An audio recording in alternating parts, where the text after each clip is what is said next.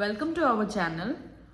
మనం చూసినట్టయితే కనుక కొన్ని రోజుల నుంచి వైసీపీ సానుభూతి పరులు, వైసీపీ యాక్టివిస్టుల్లో చాలా చేంజ్ వచ్చింది. ఎప్పటి నుంచి అంటే పవన్ కళ్యాణ్ గారు చాలా సీరియస్గా ఈ సోషల్ ట్రోలింగ్స్ మీద యాక్షన్ తీసుకోవాలి అని చెప్పి పీడీ యాక్ట్ కింద ఈ కేసులు కూడా బుక్ చేయొచ్చు అని చెప్పినప్పటి నుంచి కూడా మరి ఈ యాక్టివిస్టుల్లో చాలా తేడా వచ్చింది. శ్రీరెడ్డి అవ్వచ్చు, రోజా అవ్వచ్చు, లేకపోతే బోర్గడ్డ అనిల్ అవ్వచ్చు, రవీందర్ రెడ్డి అవ్వచ్చు, రామ్ గోపాల్ వర్మ అవ్వచ్చు, వీళ్ళందరూ కూడా నిన్న మొన్నటి దాకా చాలా కాన్ఫిడెంట్గా మాట్లాడిన వాళ్ళు ఇప్పుడు లేఖలు రాయడం జరుగుతుంది. లోకేష్ అన్న మమ్మల్ని క్షమించు, మా ఫ్యామిలీ రోడ్డును పడిపోబోతుంది, మా ఇంట్లో ఆడపిల్లలు ఉన్నారు, పెళ్లి కావాల్సిన ఆడపిల్లలు ఉన్నారు అని చెప్పి శ్రీరెడ్డి లేఖ రాయడం మనందరికీ తెలిసిన విషయమే. అలాగే నిన్నగాక మొన్న పోసాని కృష్ణమురళి, నేను ఏ పార్టీని సపోర్ట్ చేయట్లేదు, ఏ పార్టీని సపోర్ట్ చేయను,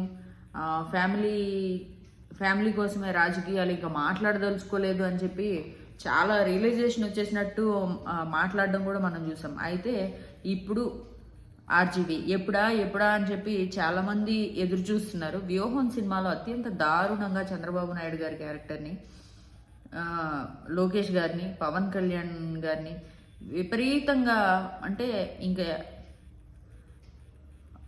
వ్యూహం సినిమాలో ఎలా అయితే ఎలక్షన్ల ముందున్న సిచ్యువేషను, ఎలక్షన్లో వైసీపీ గెలిచిన తర్వాత వీళ్ళు ఎలా కుదేలైపోతారు అనే సినిమాల రూపకంగా ఇంకా ఆయన ఊహల్లో ఉన్న క్యారెక్టర్స్ని దించేసి నా ఇమాజినేషన్లో ఉన్న క్యారెక్టర్స్ వీళ్ళు అని చెప్పి చాలా తెలివిగా తప్పించుకున్నాడు. అయితే రామోయిజం పేరుతో భయం భయం భయం అని భయానికి కొత్త మీనింగ్ చెప్పిన రామ్ గోపాల్ వర్మైనా ఇవాళ ఈ రకంగా పరుగులు పెడుతుంది అనేలాగా ఆయన ప్రవర్తన తీరు ఉంది. ఎందుకనంటే మొన్న పోలీసులు నోటీసులు ఇచ్చిన రోజు చాలా ధైర్యంగా నాకు టైం ఇవ్వండి, చాలా ధైర్యంగా ఫోటోలు తీసి ఆ నోటీసులను అందుకున్నట్టు సోషల్ మీడియాలో పోస్ట్ చేసిన ఆయన, మీడియాకి పోజులు ఇచ్చిన ఆయన, అలాంటిది ఇవాళ పోలీసులు ఎప్పుడైతే వాళ్ళ ఇంటి చుట్టూ వచ్చి అరెస్ట్కి లొంగమని చెప్తున్నప్పుడు, అరెస్ట్ అవ్వమని అంటే అరెస్ట్ చేయడానికి వచ్చినప్పుడు పోలీసులు ఆయన కనపడకుండా తిరగడం, మళ్ళీ కనపడకుండా వెళ్ళిపోయిన ఆయన వెళ్ళిపోకుండా మళ్ళీ ఈరోజు మార్నింగ్ ఒక వీడియో రిలీజ్ చేయడం, ఆ వీడియోలో నేను ఎవరినైతే కామెంట్ చేశానని మీరు అనుకుంటున్నారో, ఎవరినైతే మార్ఫింగ్ చేశానని మీరు అనుకుంటున్నారో వాళ్ళని కంప్లైంట్ చేయమనండి, వేరే ఎవరో కంప్లైంట్ చేస్తే నేను ఎందుకు వస్తాను, ఆయన మదిపాడు పోలీస్ స్టేషన్లో వాళ్ళు ఎవరో కంప్లైంట్ చేయడం ఏంటి అని చెప్పి, ఇదంతా సీరియస్ కేసా, నన్ను అంత ఎమర్జెన్సీగా అరెస్ట్ చేయాల్సిన కేసా అని చెప్పి ఎదురు కోర్టునే ప్రశ్నించినట్టుగా కనిపిస్తుంది ఆ వీడియో. కోర్టుని ప్రశ్నించినట్టు ఇప్పుడు ఆల్రెడీ 2 సార్లు ఈయనకి టైం ఇచ్చారు కోర్టులో హాజరవ్వడానికి. నాకు టైం లేదు, నేను సినిమాల్లో ఉన్నాను, అది ఇది ప్రొడ్యూసర్కి నష్టం వచ్చేస్తుంది అని అంటే అసలు ఈయన తీసే సినిమాలు ఏంటి? గత సంవత్సర కాలంలో వ్యూహం ఇలాంటి పొలిటికల్ సెటరికల్ సినిమాలు తప్ప ఈయన నార్మల్ సినిమాలు ఏం తీసినట్టు అసలు దాఖలాలే లేవు. అయితే ఇప్పుడేమో సినిమాల విషయంలో నేను బిజీగా ఉన్నాను,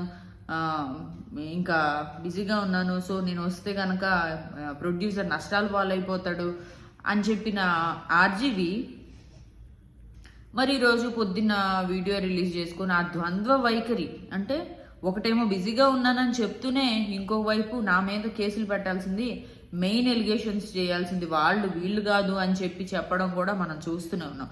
అయితే మరి ఇంత కాన్ఫిడెంట్గా మాట్లాడే వర్మ చూశారు కదా ఇప్పుడు ఆయన పరిస్థితి ఎలా అయిందో. సో ఆయన అర్థం పర్థం లేని మాటలు, ఒక డిసిప్లిన్ లేని ఆయన ఆలోచనలు, ఎలా ఒక మనిషి డిసిప్లిన్ లేకుండా విచ్చలవిడిగా గతంలో కొన్ని కామెంట్స్ చేశారు. ఎలాగా ఈ భూమి మీద ఇంకా ఆఖరి కోరిక ఏదైనా ఉంటే కనుక అది ఒక అమ్మాయే అని చెప్పి, నేను అబ్బాయిలందరూ చచ్చిపోయి ఈ భూమి మీద నేను ఒక్కడనే అబ్బాయిగా ఉండాలి,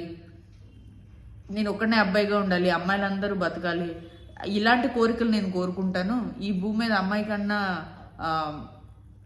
ఫెంటాస్టిక్ విషయం ఇంకేమీ లేదు అనే ఒక నీచమైన ఎవరు బయటికి చెప్పని ఒక విషయాన్ని కూడా చాలా బహిరంగంగా చెప్తూ, అలాగే వీళ్ళు కాళ్ళు పట్టుకొని డ్యాన్స్లు వేసిన ఈ వర్మ ఇవాళ ఆయన ఆలోచన తీరు ఎలా ఉందో చూశారు కదా. అలాంటి ఆలోచనలు కలిగిన వ్యక్తులు చివరికి ఏమవుతారనేది కూడా ఈ ఇష్యూనే ఒక ఎగ్జాంపుల్గా తీసుకోవాలి. డేరింగ్గా ఉండాలి, ధైర్యంగా ఉండాలి, అది ఇది అని చెప్పి రాముయిజం పేరుతో ఆ వీడియోల్లో చెప్పినవన్నీ ఇప్పుడు ఏమైపోయినాయి. మరి అంత కాన్ఫిడెంట్గా అంత ధైర్యంగా ఎదుర్కోవచ్చు కదా, ఫేస్ చేయొచ్చు కదా. నీకు నిజంగా నిజాయితీ ధైర్యం ఉంటే ఆ పోలీసుల దగ్గరికి వెళ్ళి ఏంటి నేను చేసిన తప్పు, దీంట్లో ఏం తప్పు ఉంది, లేకపోతే మీకు అనిపించింది ఏదో డైరెక్ట్గానే అడగచ్చు కదా. వీడియోల రూపంలో ఎందుకు అడుగుతున్నారు ఇవాళ? వీడియోల రూపంలో కాకుండా డైరెక్ట్గా అడగచ్చు కదా. మరి మీ రామోయిజం పాఠాలు జనాలకి నేర్పించే బదులు ఇప్పుడు ఒక మాట చెప్పడం కన్నా ఒక పని చేస్తే ఎక్కువ మంది చూసి ఇన్స్పైర్ అవుతారు. సో మరి ఇలాంటి మీకు వచ్చిన ఈ గడ్డు కాలంలో వచ్చిన ఈ సిచ్యువేషన్ ఎగ్జాంపుల్గా తీసుకొని దీన్ని నిలవండి 10 మందికి ఇన్స్పిరేషన్గా. మరి మీరు మీ చెత్త వీడియోలు, చెత్త ఆలోచనలు, చెత్త పనులు ఇక్కడి నుంచి అయినా మార్చుకుంటే మంచిది. ఇలాంటి పర్సన్స్, ఇలాంటి ఆలోచనలు ఎప్పటికైనా డేంజరే ఎవరికైనా కానీ, ఇవి ఫాలో అయితే కనుక. Thank you. ఈ వీడియో కనుక మీకు నచ్చినట్టయితే లైక్ చేయండి, షేర్ చేయండి. మరిన్ని అప్డేట్స్ కోసం నా ఛానల్ని సబ్స్క్రైబ్ చేయండి.